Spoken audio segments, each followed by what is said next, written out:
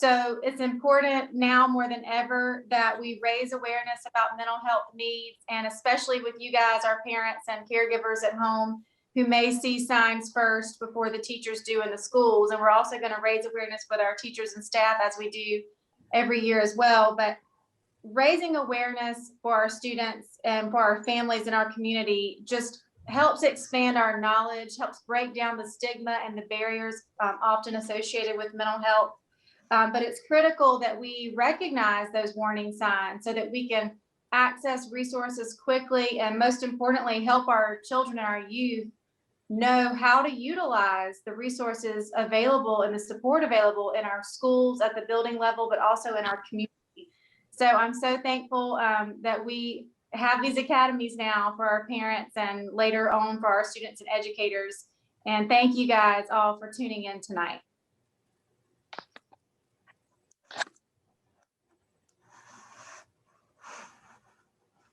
Okay, thank you, Dr. Lael. And again, for any of those who've just been admitted into the session, we would like to welcome you to our Parent Academy. Thank you all so much for being here and for joining in. And I'm very excited to introduce Mr. Tom McSheehy, who is a licensed social worker in Illinois. He's been a social worker for 25 years, and he's also taught elementary school for 21 years. He has over 35 years of experience working with parents, teachers, children, families, and schools. He is the founder and director of the Teaching Heart Institute, which is an organization dedicated to connecting the worlds of education and mental health and supporting teachers and parents in developing children and teenagers' social emotional intelligence. So along with doing presentations and workshops, Mr. McSheehy consults. He also does therapy with families, parents, teachers, and individuals. He is the author of the book, In Focus, Improving Social and Emotional Intelligence, One Day at a Time. So we're very thankful to have him here with us for our Parent Academy this evening. And at this time, I will turn it over to Mr. McSheehy. Thanks, Dr. Thomas. Hi, everybody. I'm glad to be talking to you tonight. I'm so thankful that you chose to show up for this Parent Academy. This time in the world and in the United States is a stressful time for teachers, parents, and students, and mental health is so important right now. And I'm so thankful to have an hour with you to talk about this. So I'm going to shift to my PowerPoint so you'll have a visual and we can share that together. And whoops, you'll need to enable me, Dr. Thomas. It says the host needs to be host disabled participant screen sharing. So if you just go to the participants and look for me, it'll give you the chance. While we're waiting for that, let's see what I could share. Well, I'll wait for a second. We'll just wait, then we'll get.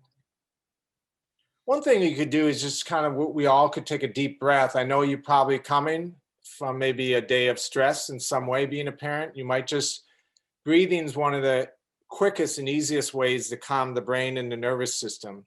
So, and the best way is always ideally to breathe in through your nose and out through your mouth. And if you exhale longer than you inhale, you're going to calm your nervous system and calm your body, which would look like something. And I always put my hand on my heart and my hand on my belly. And you try to really get so much oxygen in your lungs that it pushes down that muscle called the diaphragm that separates your lungs from your stomach. And it would look like this.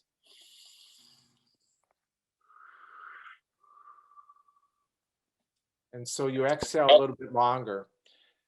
And that's just going to help. So take a deep breath and we'll see. Dr. Thomas, how is it? Yes, if you could try to share your screen now, you should have. I'm all set. Thanks so much. Perfect. So now it won't optimize for video clip. That's interesting, but we'll work with that. We'll see how that goes. So, so here we go. you know, right now for you as a parent, you're feeling this, but for children too, it's a really tough time just to understand the level of challenge that we all are living with. Um, you can see it in the eyes of kids, in the faces, in the body. Sometimes not. Sometimes kids learn how to hide their feelings very early on. And but we all feel a bit confined. I know we in Illinois do, and I think most of the United States does. Our kids are just getting back to school in Illinois. Sometimes I think we all feel this, that the frustration level that we're living with is so high that we just want to scream, that there's a lot of frustration. The thing that always worries me, and I think as a parent that you want to look for signs of this, is that anytime that your child is isolating, or for you, and we're in sort of a period of isolation because people are staying home, but more than usual isolation, where we're not connecting. This is when mental health can really be challenged. So what is social emotional learning? And the phrase that we use for it is called SEL, to stand for that. And these are the skills that you're trying to develop in your children, that schools are working on, is the ability to identify and manage feelings, the ability to control impulses or delay gratification. That means to wait, to set a goal, and to be able to persevere for that goal. Persevere when things get tough. The ability to communicate and relate effectively to others. The ability to express empathy towards others. The ability to cooperatively work with others and negotiate and resolve differences in a win-win manner. Why is this so important? Because I grew up in an era where anything to do with feelings was a weakness. It was like some people are touchy-feely and some aren't. And now we're learning from science that everyone feels deeply. And these skills help you get jobs, do better in jobs, do better in marriages, all areas of life. And so, it's a funny world here. Sometimes technology doesn't always cooperate. There we go. So Daniel Goleman went around the companies and said, what do you want in your employees? What skills do you want? And what he found out was 67% of the skills that employers want in their new employees are connected to social emotional learning. So that's almost 2/3 of the skills that's going to make your child successful in the working world now is social emotional learning. It's a little bit delayed. I'm going to stop and start this again. Sometimes this is the one thing about technology is you know, we have to sort of work with it, and sometimes it wants to cooperate and sometimes it won't, but we'll get it to go. So I'm just I'm rebooting my presentation. There we go. So Google did a study about looking at who are their most successful employees, the characteristics of the most successful Google employees. And this might surprise you, but the top 7 characteristics of the successful Google employees are SEL skills. The 8th skill was STEM, which stands for science, technology, engineering, and mathematics. I mean, of course, STEM is really important in life. It's critical. But it just highlights how important social emotional learning is to be taught at home and in schools and even in coaching and everywhere. This study is powerful. Terry Moffat of Duke University and a group of other research studied 1,000 children for 32 years. They tracked children for 32 years to find out what qualities were most important related to wealth, health, and public safety. So if you could teach your children any 2 skills to help them in this world, these are the 2 skills. Number 1, the ability to identify, feel, and manage emotion, or what the researchers called modulate emotional expression. That's, if anything on the news that causes us a feeling of pain inside watching it, has to do with feelings or the lack thereof, the inability to manage them in human beings. The second skill is the ability to control impulses or wait, delay gratification. That's a hard one. We live in an instant gratification society. But if you're going to succeed in life, you've got to set goals and persevere without getting gratification right away. And that's a skill that you can wire into your brain, or a habit you can develop in your children. Here's a couple sobering statistics, but there is goodness after this. Almost a third of couples engage in violence at some point during the relationship. The cost of gun violence in the United States is about $229 billion annually. The cost of untreated mental health disorders in the United States is approximately $300 billion annually. Everyone during their lifetime is going to have a mental health challenge. It doesn't mean you're weak or something's wrong with you. It means you're human and you're challenged, and we all need support. But when you don't get the support you need, mental health can become more of an issue, and it can affect your job or your marriage, and then cost society and yourself money. The good news, SEL will teach children and adolescents the skills that can help them prevent these issues in the future. There's a lot of hope right now. Something in terms of the pandemic that I want to tell you, and this is really a cutting edge of research, that your brain and your gut talk to each other all day long. Scientists refer to your gut as a second brain, because there's a dialogue going on between your brain and your gut. And so what that means, come on, PowerPoint. Some reason it doesn't want to cooperate tonight. Well, I'll just tell you what that means. So, well, let me keep trying here. This has never happened, so of course it's going to happen tonight. There we go. Okay. So the gut has 70% of your immune system, which is your body's system of protecting itself from viruses and bacteria and things. 90% of your serotonin is produced in your gut. Serotonin is that feel-good chemical in your brain that antidepressants work on. So these two are really critical. And what helps your gut? To try to eat well, to try to get exercise, but also to try to manage your emotions and your stress level, to learn how to deal with emotions and calm yourself. That's going to help your gut and help your brain and help your mental health. I want to talk a little bit about the brain and parenting, because what I'm going to share tonight is based on science. What works well in helping kids develop their brain so they can deal with life successfully. This is not a philosophy. I'm going to show you the science behind it. We know more about what goes on in children's brains and adult brains than we ever have. This is the cutting edge of research. It is fascinating to go to Mars and land a rover on Mars, but what's really critical is learning about how the brain works and how we can manage it better.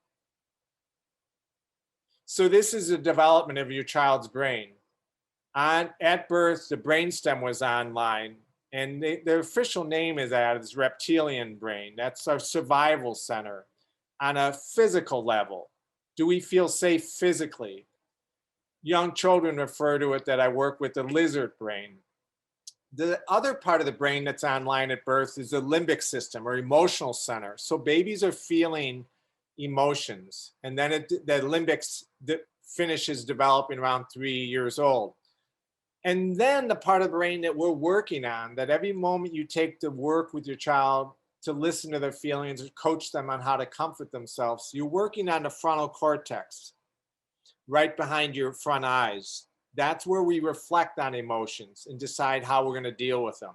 That's the part of the brain that we're working on. That part of the brain isn't even fully developed in girls or young women till 25 years old, and in boys or young men 29 years old. So your child has a lot of development to do in this area. What are the jobs of these three areas? The brainstem is safety and survival. If ever you feel in an unsafe situation, your stomach or your body is going to tighten and start telling you it doesn't feel safe. It's a good sign it's working. The brainstem's online. The limbic system is all about emotional information, feeling emotions, happiness, anger, fear. Motivation, it's where you get motivated and connected to people. Big area of the body. And then of course, the cortex, thinking, reflecting, analyzing. For young kids that I work with in schools or at home, these are the parts of the brain we refer to them. And they start learning early on in second grade what part of the brain they're in and where they're at, which is empowering to them. Now there is a language, and I'm going to come back to this. There's a language to each part of the brain. And the brainstem talks to you through physical sensations, a racing heart, a tight stomach, getting the shivers or goosebumps. Emotions and memories are the language of the limbic system. And finally, the cortex speaks to us through words or images. I'll come back to that in a little while. When you parent and you're working with your child in terms of helping them with their homework, or you're talking to them logically, you're up in the cortex. This is the right side of the brain. The brain is divided into two halves, the right hemisphere and the left. The right side has everything to do with social and emotional processing, feeling emotions, producing emotions, seeing emotions in others. So this right side of the brain is very important. And the arrows, again, are pointing to the part of the brain where we think, where we do reading, writing, math, movement, art, is up in this cortex, they call it. But the area that has an influence on everything you do all day long is the two lower areas of the brain, the limbic system and brainstem. The limbic system is the source of the fight, flight, or freeze response. Whenever you're stressed, you go into a stress response. That can be healthy sometimes, but if you're always going into the stress response, it can wear your body out. And so we don't want to always be in hypervigilance or scared. And sometimes people who have dealt with trauma or live with low income and are worried about bills can be living in that sense of fear. And learning ways to calm and deal with it is so critical. But I want to highlight you because a lot of the day of your child, the younger they are, the more time they're spending down in these lower parts of the brain. And they need your help in developing the frontal cortex where they think about emotions. And that's going to take a lot of rehearsing to become a habit. I want to point out these pink structures. They seem pretty small and mundane, but that's your smoke alarm of your brain. It's part of the limbic system or emotional center. When you feel threatened, it's called the amygdala. It goes off like a smoke alarm goes off and says, you're in danger, you better fight, or you better run or flee, or you better freeze. All three of those responses might be good in some ways, but they also might get you and other people in trouble. And the part of you that can pause and go up to the cortex and stop and say, I'm scared, what should I do? And instead of yelling at someone, you might take a step back and take a deep breath. But the amygdala isn't part of the thinking part of the brain. If you're down in the limbic or brainstem, you're not thinking, you're reacting. The only time you start thinking is if you get up to the frontal cortex. And again, that takes practice and habit and training. But that's an important, every act of violence starts with those pink things that are about the size of the almond called the amygdala. They're your smoke alarms. And in kids who go through trauma or neglect, the amygdala can get hypersensitive and enlarged. That means it goes off at any little stressor. With good nurturing environments at school or home, the amygdala can be healed. So it's good news. I just wanted to show you what this looks like, that every human brain on this planet looks the same as this. We're all wired the same emotionally. And it doesn't matter. Some men will say, I don't feel, but they do. They've learned not to feel. And the more you get disconnected from your feelings, the harder it is to connect with other people, to have empathy, and also to make good decisions, because we need emotions to make wise decisions in life. What does the amygdala or limbic system do? It governs sleep, appetite, alertness, pain, pleasure, motivation, emotional reactivity, attachment, feeling, and regulating behavior. So much to do with being a human being. And so the arrow shows what we're working on. Every moment you take it home to do something socially and emotionally, you're developing a front part of the brain right behind your eyes. That's going to empower your child. And I'm just going to take a moment to stop my share and show you a three-dimensional brain, if you don't mind. This is a plastic brain, but I want to show you the right hemisphere for where most of social emotional learning happens. And there's the brainstem, sort of our survival center. There's the limbic system, our emotional center. And that's the part of the brain we're working on. When anytime you do something with social emotional learning, you're developing the frontal cortex. When anytime kids feel threatened or scared, that could be because of a test or because of anything in life, they drop down to these two areas. And in order for them to function at a high level, they have to get their attention up to the frontal cortex so they can reflect on their emotions and their sensations and know how to do it. But young kids can't do that on their own. They need parent support. They're going to drop down here and act reactive because they don't have the ability to manage emotions and sensations. And at this point, I want to show you a video clip that's probably it's going to sum up everything I want to teach you tonight in 5 minutes. But what you're going to see, and I'll go back to my screen share, and hopefully the sound will work. I'll rely on Dr. Thomas to tell me if it's not. You can't hear it because I'll stop it. But I want to give you a quick intro to this video clip. So this is from last year's American Idol. The young woman you're going to see is called, her name is Just Sam. She lives in the Bronx, lives with her grandmother.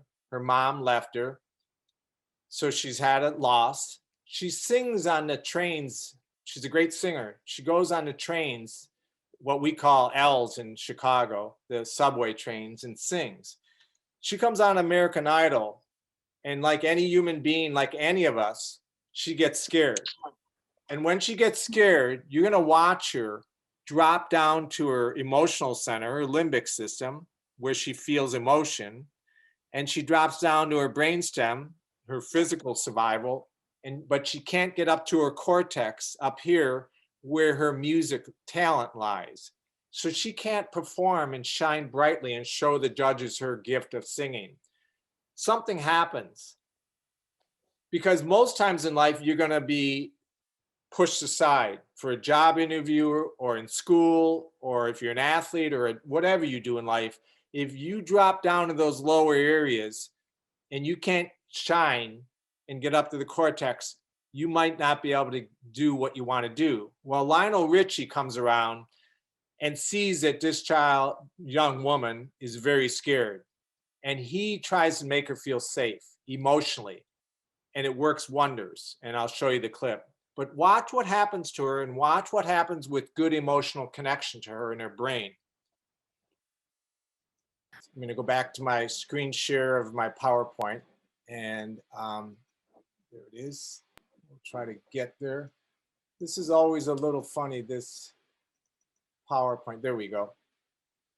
So I want you to look at this picture, and this could be any couple who's stressed in life, and you could place yourself in the shoes of each person. But if you think about that stress response, and you think of what we were just learning about the brain, and just for a second, notice what, first of all, you feel in your body. What's your brainstem saying? So what is your body feeling, and what emotions might you be feeling when you look at this picture?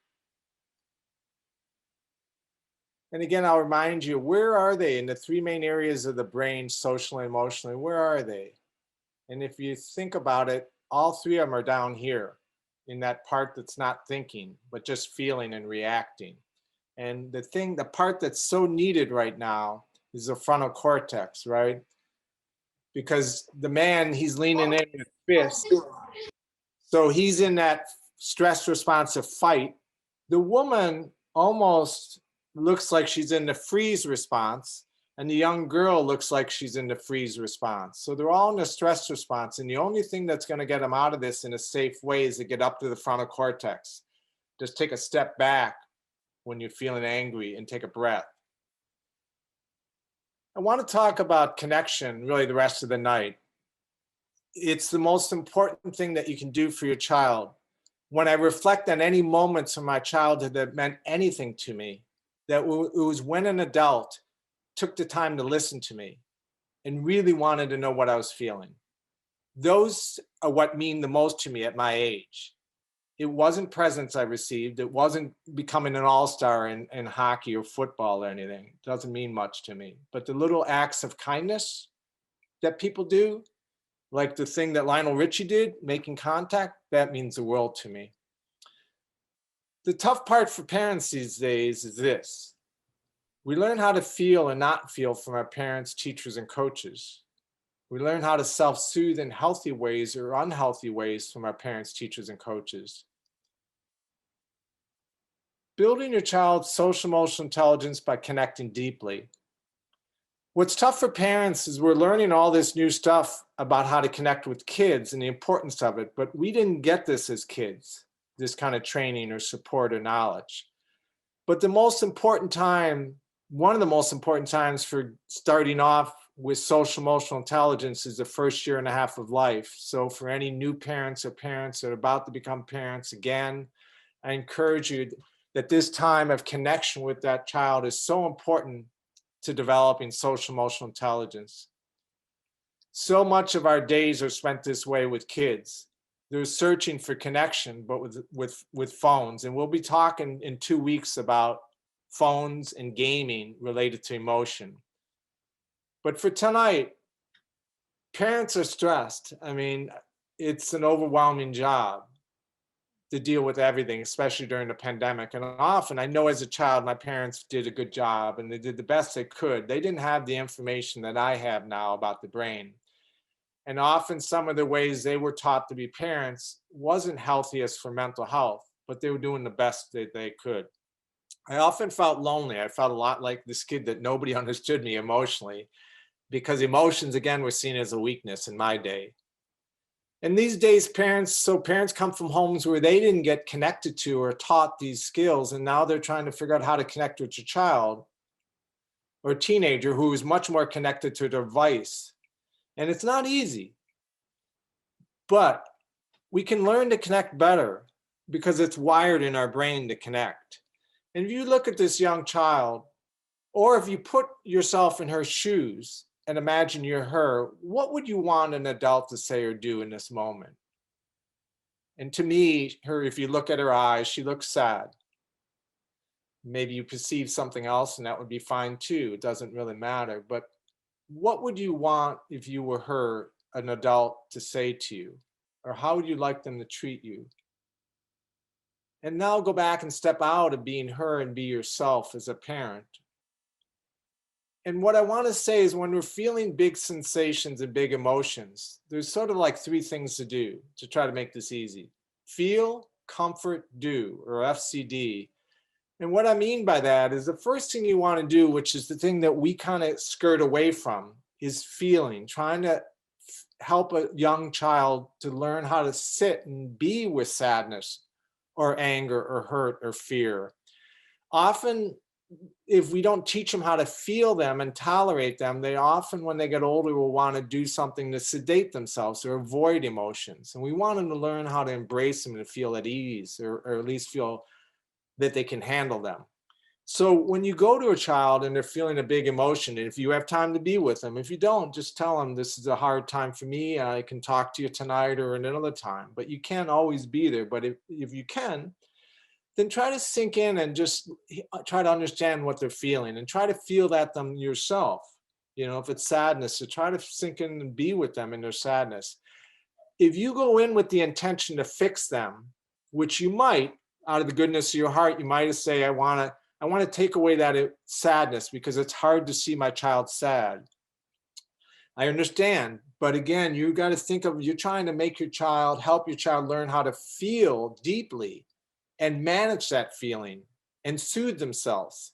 And that's a higher goal, you know, to want to fix them because it's uncomfortable to be with sadness. The bigger truth would be to say, hey, I so want to understand you. And she might say, or he might say, I'm really sad. And you can say, I hear that, I get that. And if part of your truth is it's hard for me to be with sadness because as a kid, I wasn't taught. That would help. It's better to tell a truth than faking it. Because kids respect truth because they know what you're feeling, kids. They can sense it. And when you say one thing and they perceive you're feeling another, it makes them not trust you or it gets confused for them. The second thing, after you connect with them and you really help them identify what they're feeling and feel it, sad or angry, and put a label on it, then you want to see if you can maybe comfort. either by doing some belly breathing, or maybe the comfort might be get up and take a walk together, but some way of soothing that feeling. And we can talk more about that tonight. The next week we will too, in 2 weeks. The last thing you want to do is do what you probably already do, is do something. There might be a do to this, meaning maybe your child's being bullied at school. So you want to think through with her or him, what can we do about this? You don't want to tell them what to do, because again, you want to teach them to feel their feelings, soothe themselves, and problem solve for themselves. And so you've got to coach them on these steps. And so let's go back to this child again. And now if you think about it, so if you walk in the room, hey, you might say, hey, what you look like how you're feeling tonight. It looks like something's going on inside you. Or I want to understand what you're feeling. Tell me what's going on. And so be curious. And because kids will clam up when they feel judged, or you're giving them advice or telling them not to feel that way, they're just going to shut down.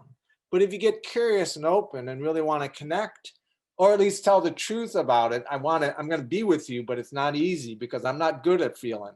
I'm going to practice.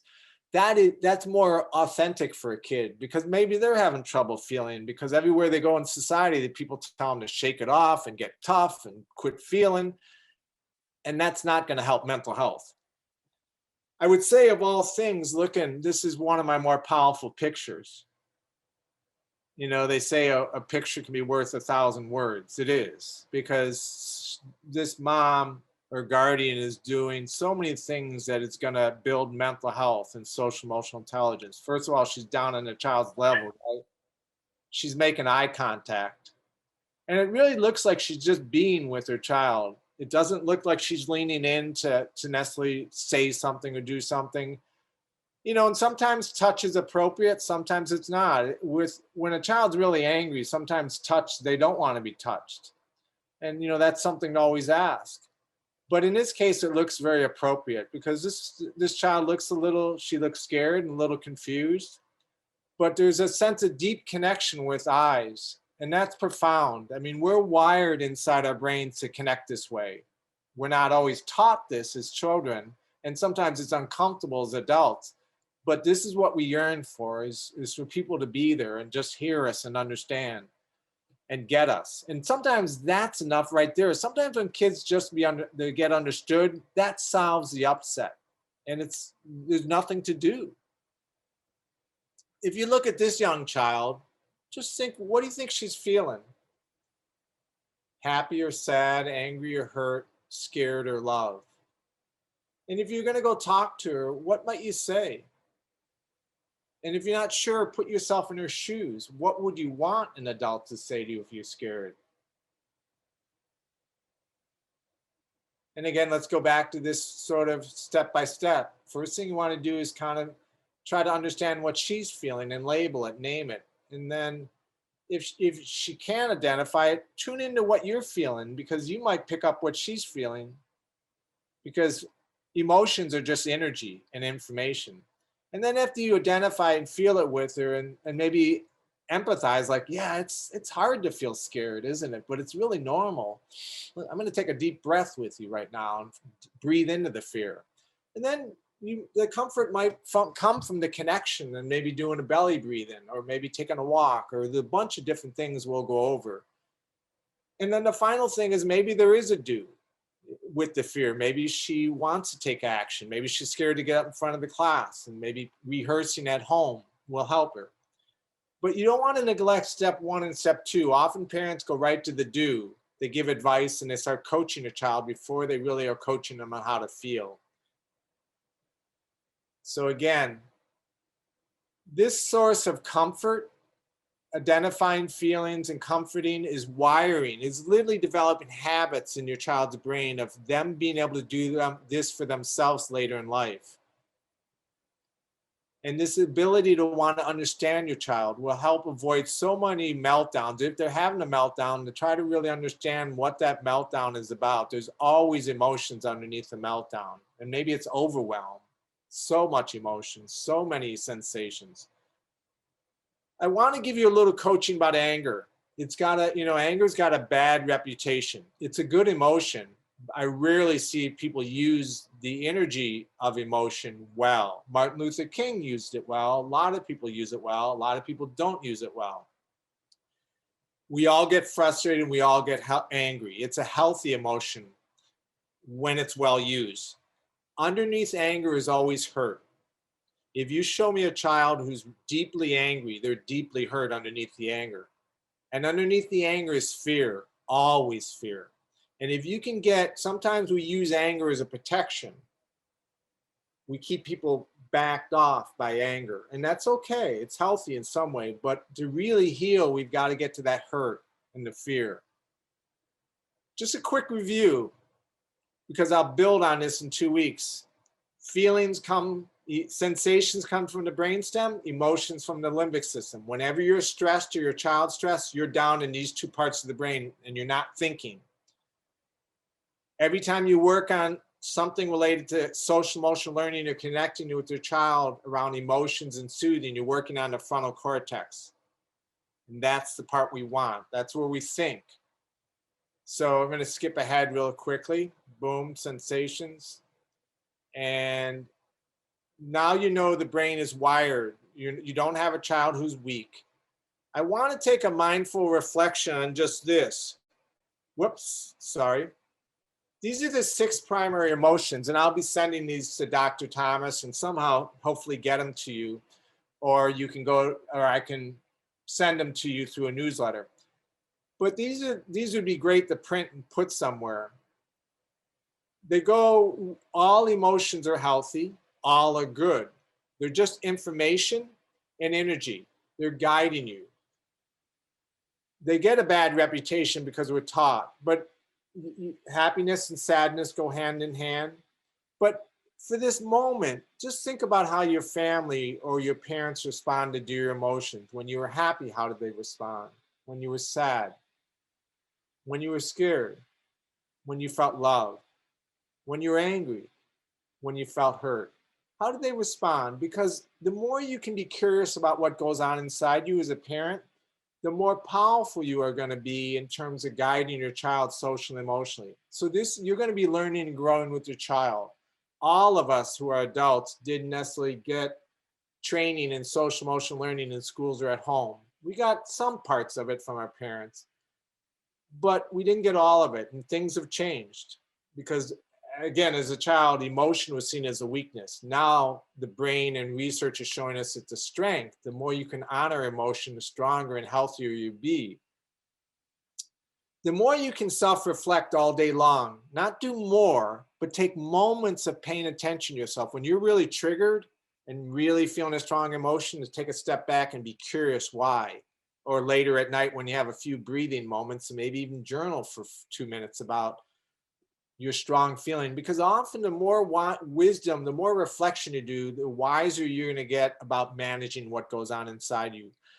The majority of us just act reactively in life. We don't act proactively. And so just throughout the day, every time you look at the clock, to try to tune into what you're feeling.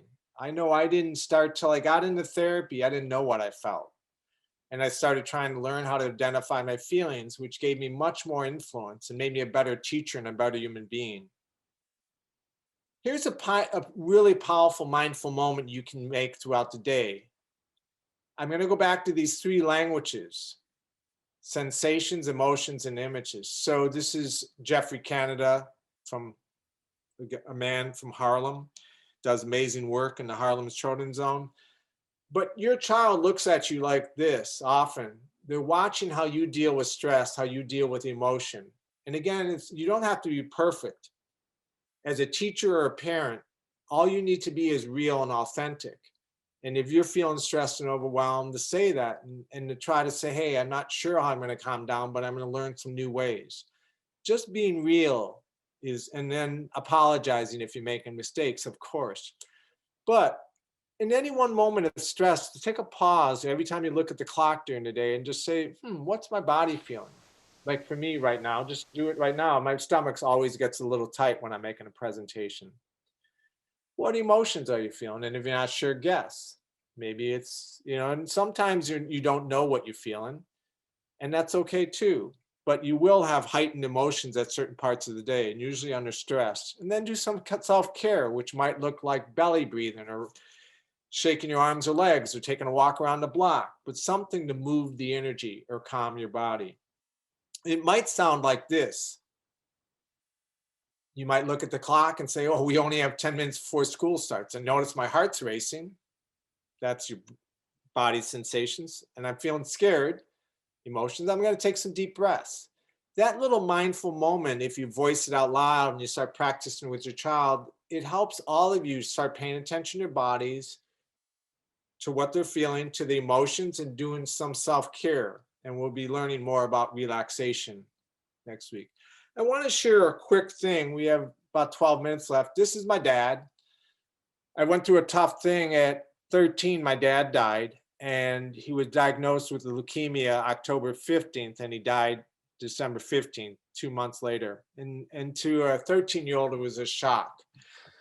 But again, like all challenges in life, there's always gold in every challenge we have.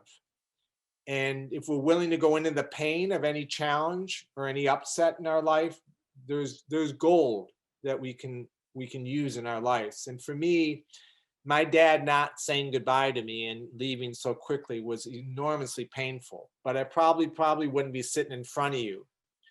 And the ability I have to work with people comes from that pain of him not connecting with me or saying goodbye. And this idea I share with you, and it's probably my most powerful idea that you could do for your child, comes from my dad not saying goodbye. And this is what it is. Get a notebook, a cheap notebook for your child. Keep it somewhere in your room or somewhere where before you go to sleep, you'll write one sentence. And if something happens that day, and you're going to be looking for these things around social emotional learning. And what are they? They're things like times your child expresses empathy, where they do a random act of kindness, where they're facing a fear, or calming themselves when feeling intense emotion, or working out a conflict, maybe with a sibling or with a friend, persevering when something's difficult, being honest with you, befriending a child who's lonely, sharing feelings with you that are hard to share, being a team player. Anytime you see that, you could write one sentence that you saw, and just like a detective, you did this today, you faced a fear and got up on stage, or you were kind to that child who didn't have a friend. And you write one sentence, then on their birthday, you give the notebook to them.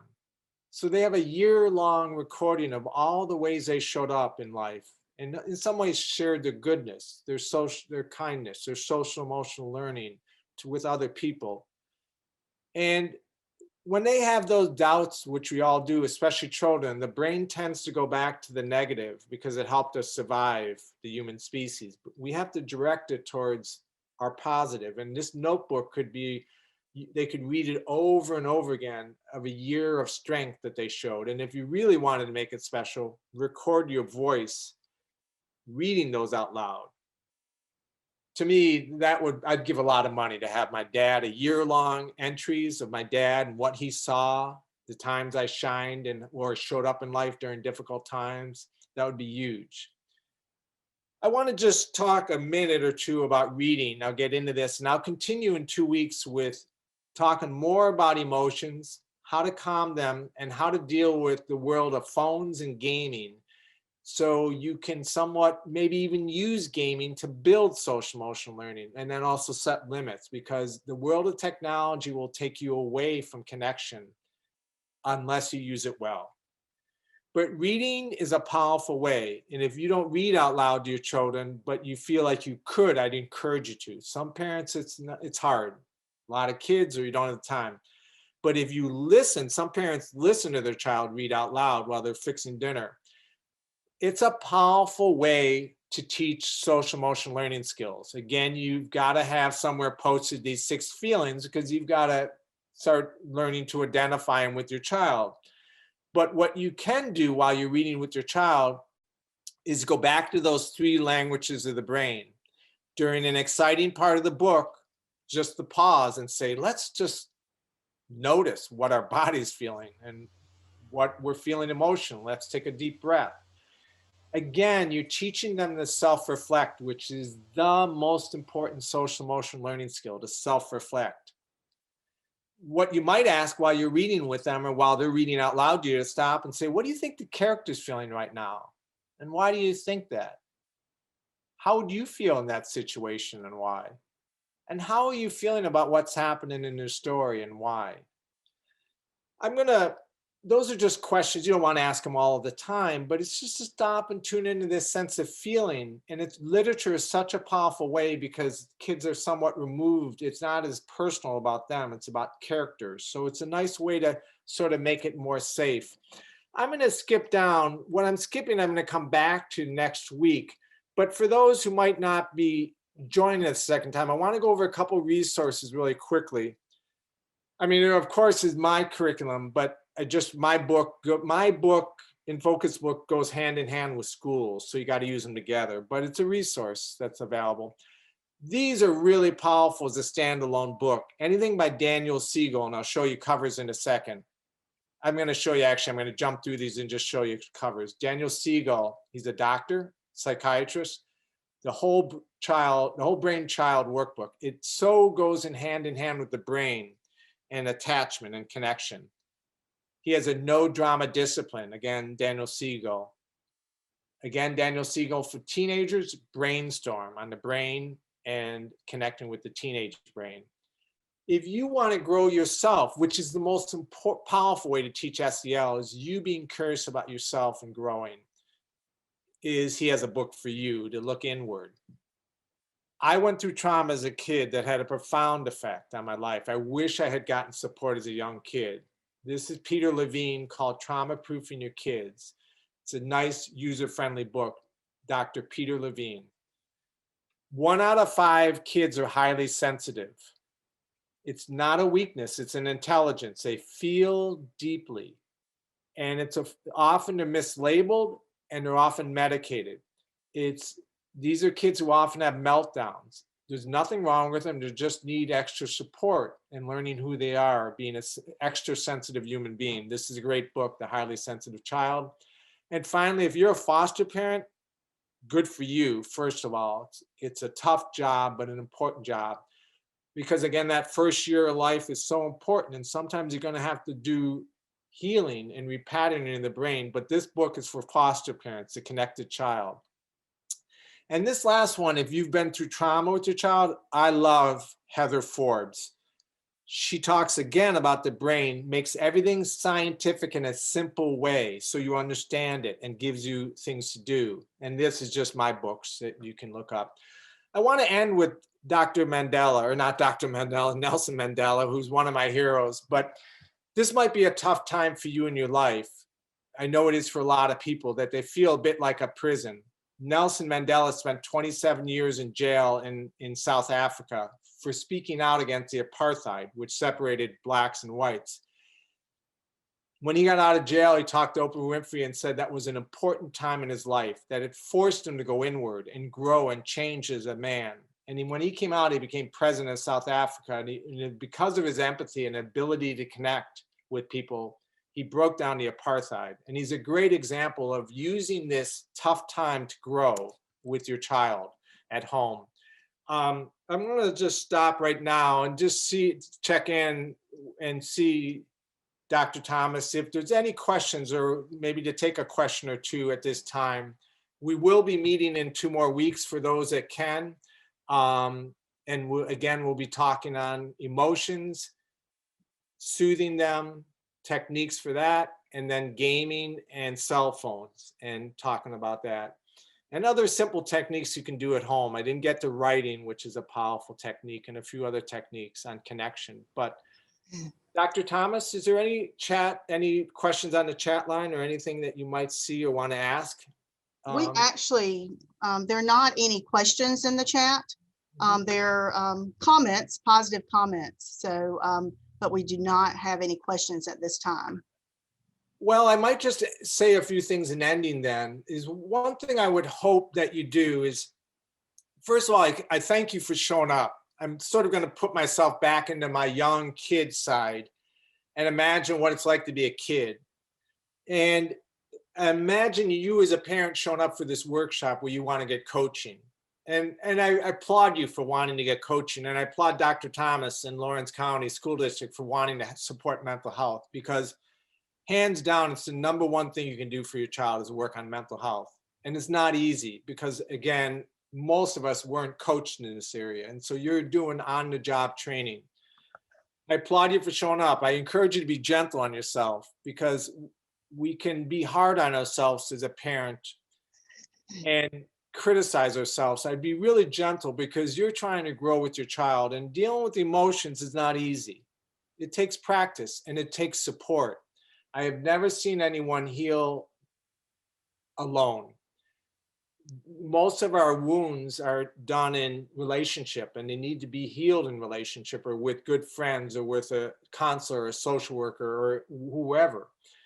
So I thank you for participating tonight. I hope you come back in 2 weeks, because we'll continue and add on to this and add on to the discussion. And in the meantime, when you show up the next time, maybe if you have questions right out of the chute, I can address a few of those.